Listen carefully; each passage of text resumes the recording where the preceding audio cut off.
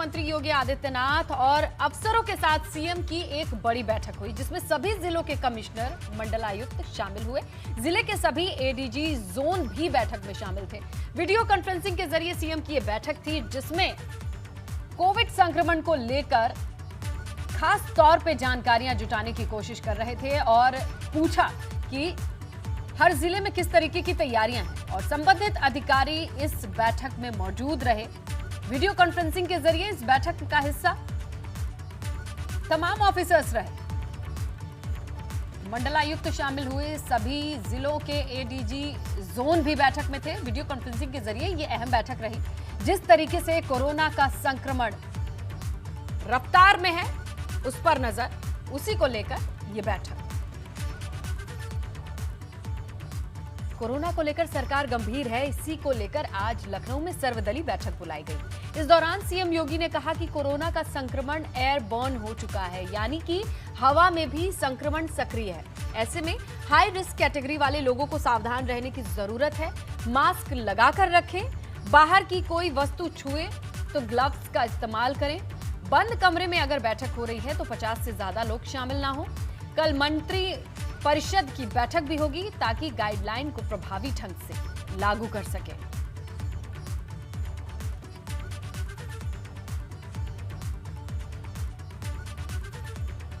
ये तमाम गाइडलाइन, अहम जानकारी खुद सीएम योगी ने दी, जिसमें सबसे अहम कोरोना को लेकर क्या करना है, ये guideline. 15,000 positive case Uttar Pradesh में एक दिन में आए हैं। महाराष्ट्र में यही संख्या 60,000 है।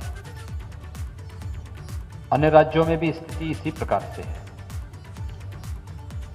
कहीं न कहीं बीमारी के उपचार से महत्वपूर्ण बचाव और सावधानी है, और मैं धन्यवाद ज्ञापित करूंगा इस सर्वदलीय बैठक में दलीय नेताओं का, जिन्होंने प्रभावी कदम उठाने में हर प्रकार का सहयोग का आश्वासन दिया है। एक सकारात्मक पहल को आगे बढ़ाने में अपना योगदान देने के लिए पूरी तरह आश्वस्त किया है। खासतौर पर सरकार ने कॉन्टैक्ट ट्रेसिंग को, 100% टेस्टिंग को आगे बढ़ाने की कार्रवाई को आगे बढ़ाई।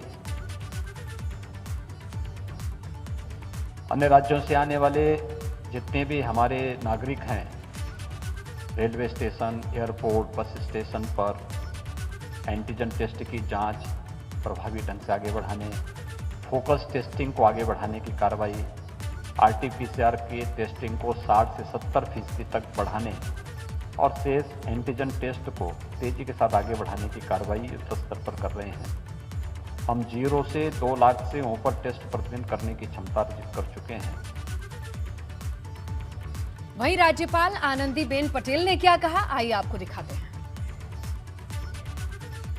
नहीं था कि फिर से कोरोना अपना नेचर बदलकर वापस आएगा, और वो आया।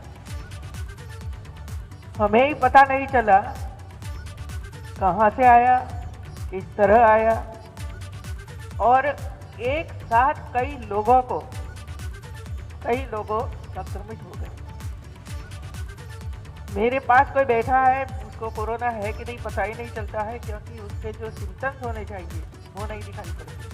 पहले सिम्टम्स दिखाई पड़ते थे, फीवर आता था, खांसी होती थी, वो होता था। लेकिन अभी ये जो केसेस आ रहे हैं, इसमें न फीवर आता है, न सिम्टम्स दिखाई पड़ता है, न कोई वीकनेस लगती है, लेकिन टेस्ट करते हो तो कोरोना मिल जाता है। और इलाहाबाद हाई कोर्ट में 12 अप्रैल से वर्चुअल सुनवाई होगी। बढ़ते संक्रमण के चलते कोविड-19 कमेटी का ये फैसला है। शुरुआत में मुकदमों को सुनने के लिए 25 अदालतें बैठेंगी।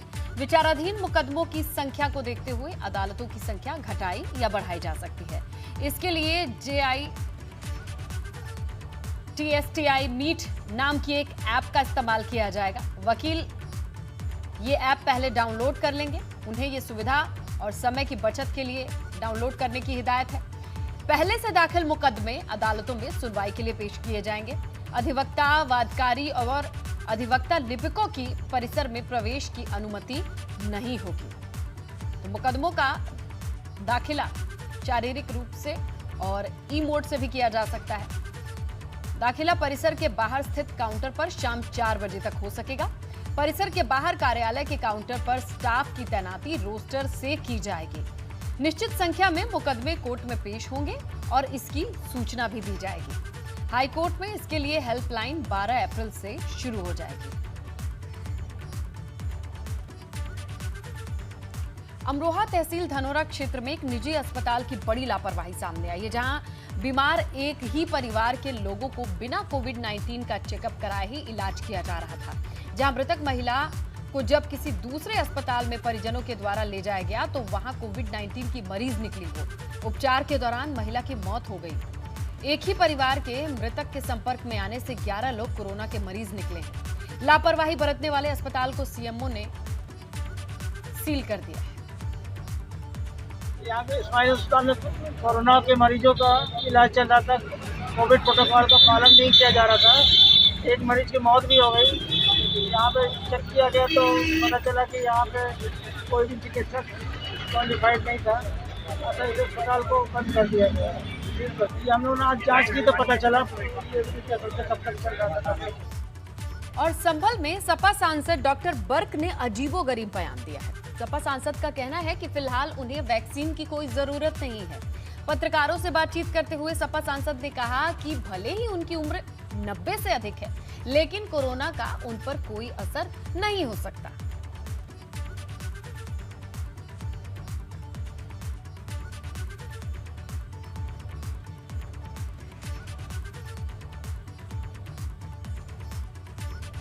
मैं बगैर वैक्सीन के ही अल्लाह की हिफाजत में हूँ। अल्लाह की हिफाजत, अरे मेरी जिंदगी और मौत नहीं, लेकिन फिर भी एहतियात शर्त है। हमारे कुरान में भी हमें हुक्म दिया, हमारे रसूल ने भी फरमाया, हमारे बुजुर्गों ने भी फरमाया और हम उसको मानते हैं। एहतियात मुल्क का मामला है। मुल्क अगर कोई हमें हिदायत कर दे तो अच्छी बात है, तो उसे भी मानते। आगे बढ़ते हैं। कोरोना के बढ़ते आंकड़ों को देखते हुए सरकार ने रोकथाम के लिए कई कदम उठाए हैं। अब टीकोत्सव की शुरुआत हो गई है, लेकिन लोग अभी भी लापरवाह बने हुए हैं। कैसे, ये रिपोर्ट देखिए।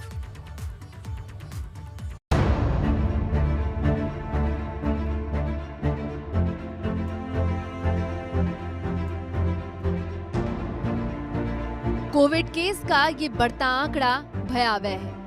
ये आंकड़ा डराता है। जी हाँ, ये हर दिन बढ़ता कोरोना केस का ये आंकड़ा अब सबकी नींदें उड़ाने लगा है।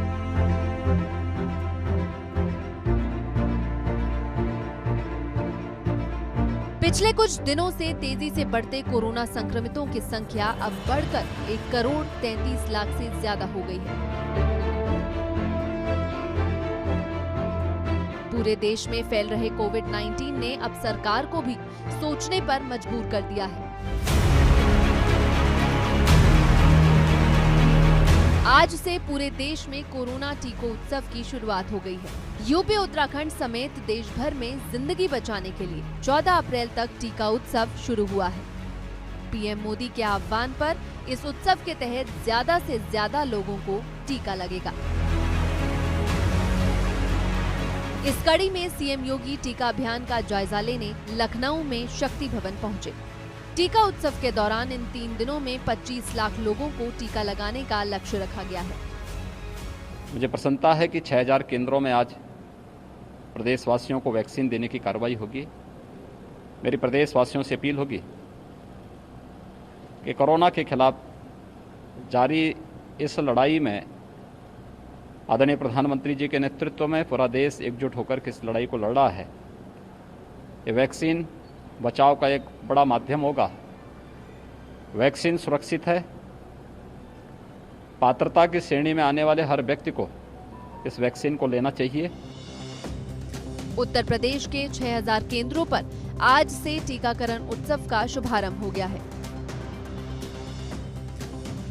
टीका उत्सव के पहले दिन राजधानी लखनऊ के सिविल अस्पताल में आज 200 लोगों का टीकाकरण होगा। पूरे प्रदेश में जगह जगह टीकाकरण की शुरुआत हुई है। लखनऊ में सिविल अस्पताल में शुरू किया गया है ये टीका उत्सव।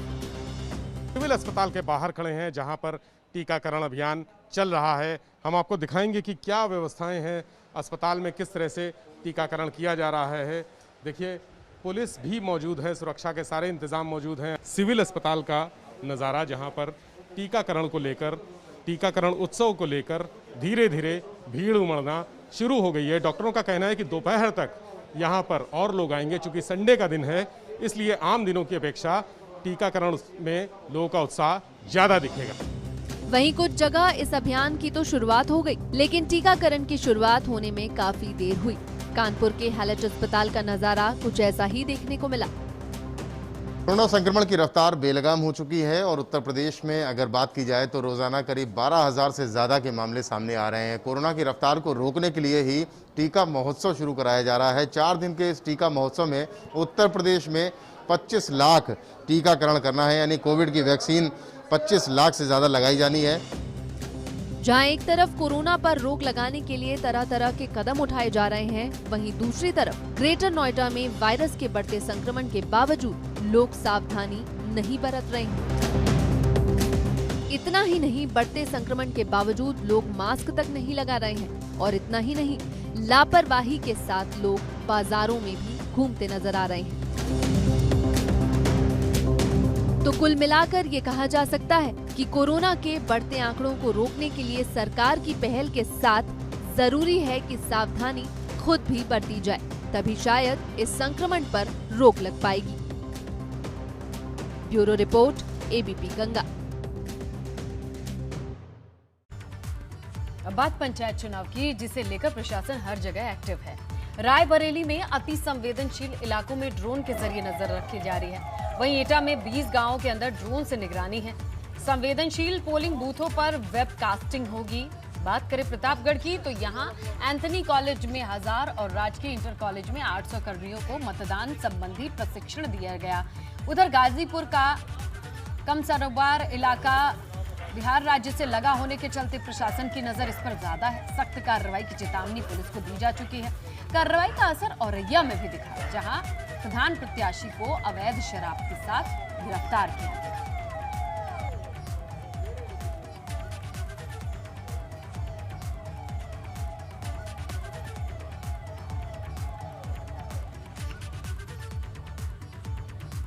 नोएडा के थाना फेज 3 क्षेत्र में गांव बहलोलपुर में कबाड़ की फैक्ट्री में आग पर काबू तो पा लिया गया, लेकिन अब कई परिवार खुले आसमान के नीचे आ गए हैं। आगजनी में सैकड़ों झुग्गियां जलकर खाक हो गईं। यही नहीं, विकराल आग की चपेट में आने से 2 मासूमों की मौत हो गई, जिसके बाद प्रशासन ने 4-4 लाख रुपए मुआवजे का ऐलान किया है।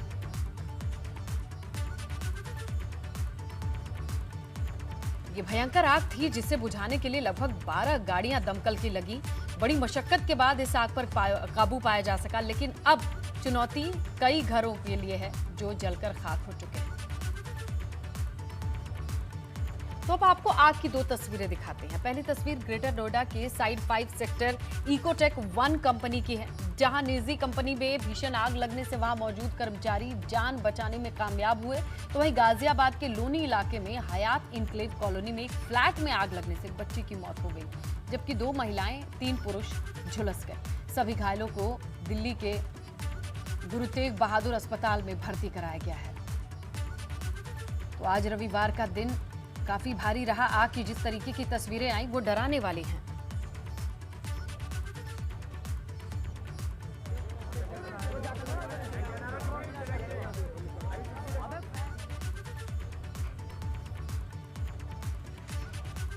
आगे बढ़ते हैं। उधर आजमगढ़ जिले की जीधनपुर कोतवाली क्षेत्र के छपरा सुल्तानपुर गांव में ग्रामीण और पुलिस के बीच नोकझोंक हुई, जिसके बाद गुस्साए गांव वालों ने पुलिस की टीम पर हमला बोल दिया। दरअसल एक युवक की भोपाल में लाश मिली। रविवार को गांव लाश पहुंचने वाली थी। इससे पहले ही परिजनों और ग्रामीणों ने व्यक्ति पर साजिश के तहत हत्या का आरोप लगाते हुए चक्का जाम कर दिया। मौके पर पहुंची पुलिस ने माहौल देख शव वहां पहुंचने नहीं दिया, जिस पर ग्रामीण आक्रोशित हो उठे। पुलिस ने भी लाठियां भाजनी शुरू कर दी और कुल मिलाकर पथराव, लाठी डंडा लेकर पुलिस को दौड़ा लिया गया और अशांति पूरे इलाके में देखने को मिली।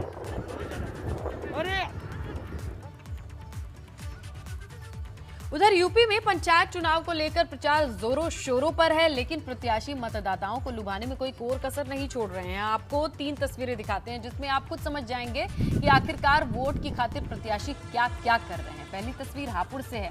3.5 लाख रुपए की कीमत की 78 पेटी अवैध शराब बरामद हुई। फिरोजाबाद में प्रधान प्रत्याशी के ऑर्डर पर बनाई जा रही नकली शराब जब्त की गई। तो बाराबंकी में हरियाणा मार्का की 5 लाख रुपए की अवैध शराब बरामद की गई, जो पंचायत चुनाव में सप्लाई की जानी थी। कल हरिद्वार महाकुंभ में शाही स्नान होना है। शाही स्नान के लिए हर की पौड़ी तैयार है। सारी तैयारियों को पूरा रूप दिया जा चुका है और इस पर कुंभ से हमारे ब्यूरो चीफ अजित राठी की खास रिपोर्ट देखिए। और संस्कृति के ध्वज वाहक महाकुंभ उसी का एक समय है और कल शाही स्नान है और हम इस समय हर की पौड़ी पर हैं। और हर की पौड़ी पर आप आज उतना उल्लास तो नहीं है, उतना उत्साह तो नहीं है जितना पिछले कुंभ आयोजनों के दौरान रहा होगा, लेकिन फिर भी कोरोना जैसी महामारी पर आस्था किस तरह से भारी पड़ती है, या आप यहाँ कुंभ के शाही स्नान से, ये द्वितीय शाही स्नान है। एक शाही स्नान पहले हो चुका है, ये दूसरा शाही स्नान है। उस शाही स्नान से एक दिन पहले यहाँ आप देख सकते हैं कि किस तरह से लोगों में उत्साह है। महिलाएं हैं, पुरुष हैं, बच्चे हैं, सभी यहाँ पर गंगा मैया की गोद में डुबकी लगा रहे हैं और अपनी मनोकामना लेकर इस महाकुंभ में आए हैं।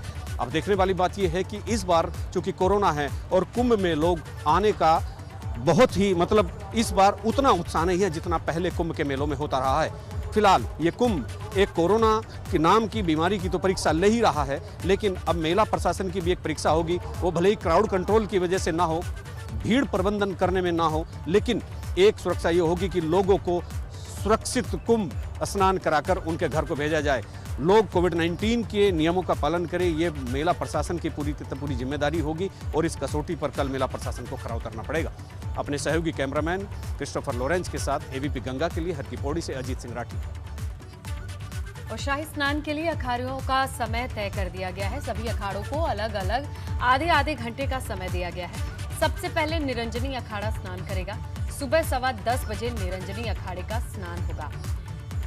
तय समय कुछ इस तरह से होंगे जो आप देख सकते हैं। जूना अखाड़ा आएगा 10:50 पर, महानिर्वाणी अखाड़ा 11:50 पर, वैरागी अखाड़े का समय है 12:40। पंचायती बड़ा उदासीन अखाड़ा 2:50 पर शाही स्नान करेगा।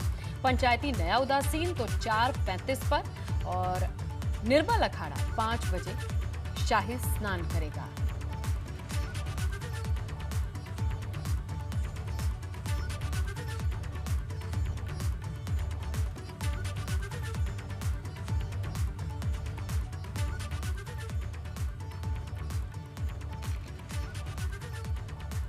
तो हरिद्वार महाकुंभ में कल दूसरा शाही स्नान होने जा रहा है। शाही स्नान की तैयारियां पूरी कर ली गई हैं। हर की पौड़ी पर सुरक्षा को लेकर पूरे कुंभ मेला क्षेत्र पर पैनी नजर है।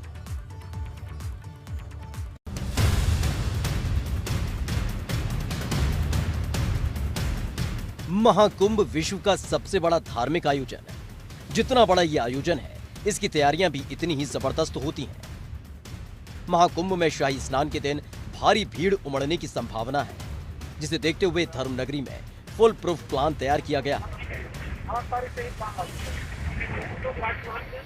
हरिद्वार आने वाले हर रास्ते पर कड़ी निगरानी है। शाही स्नान को देखते हुए ट्रैफिक प्लान बनाया गया है। शहर में भीड़ भाड़ न हो, इसके लिए धर्मनगरी के आउटर पर ही पार्किंग बनाई गई है।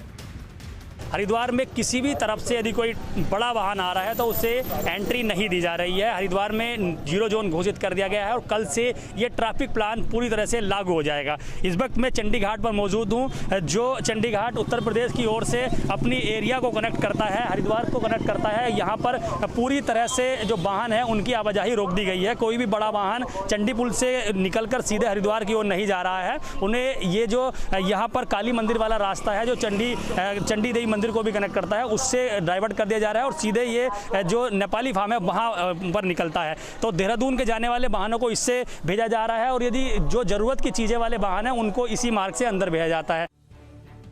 अब आपको बताते हैं कि कुंभ क्षेत्र में कहां-कहां पर पार्किंग बनाई गई है। सहारनपुर से आने वाले वाहनों की पीठ बाजार और धीरावली पार्किंग बनाई गई है।